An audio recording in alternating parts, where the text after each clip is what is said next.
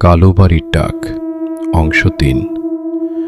রাহাত আর নাফিসের ঘটনার পর গ্রামটা প্রায় ফাঁকা হয়ে গেল। অনেকেই বাড়ি ছেড়ে চলে গেল, কিন্তু সবাই চায়নি। গ্রামে নতুন একজন এলো, আরমান। সে শহরের একজন ইঞ্জিনিয়ার। সরকার তাকে পাঠিয়েছে ওই পুরনো বাড়িটা ভেঙে ফেলতে। গ্রামের লোকজন তাকে সাবধান করল, ওই বাড়ি ভাঙা যাবে না, ওটা বেঁচে আছে। আরমান হেসে বলল, বাড়ি কখনো বেঁচে থাকে না। পরদিন সকালেই সে কাজ শুরু করল।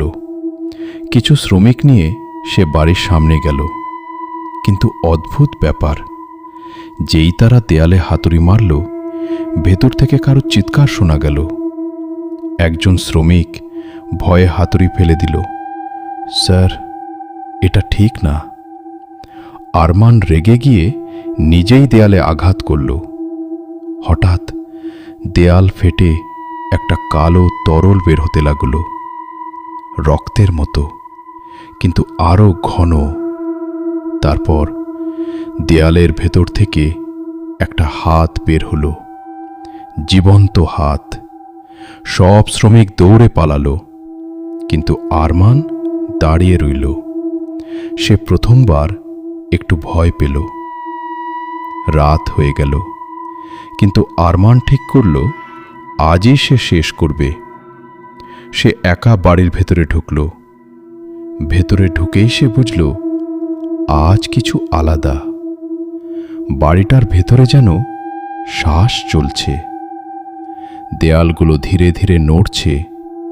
হঠাৎ সে একটা ঘরে ঢুকল, সেই একই ঘর যেখানে রাহাত প্রথম মেয়েটাকে দেখেছিল।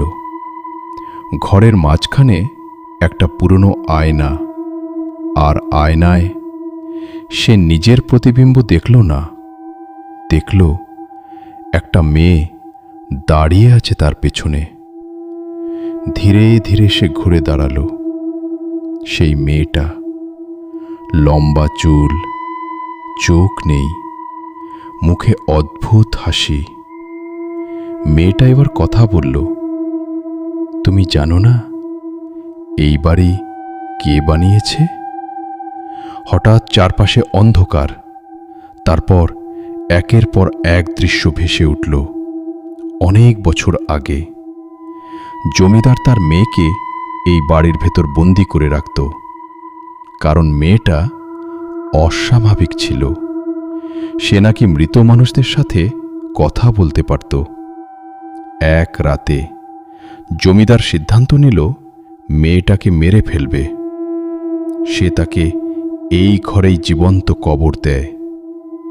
মেয়েটা মরার আগে একটা কথা বলেছিল, আমি একা থাকব না। তারপর থেকে এই বাড়ি আর কখনো ফাঁকা হয়নি।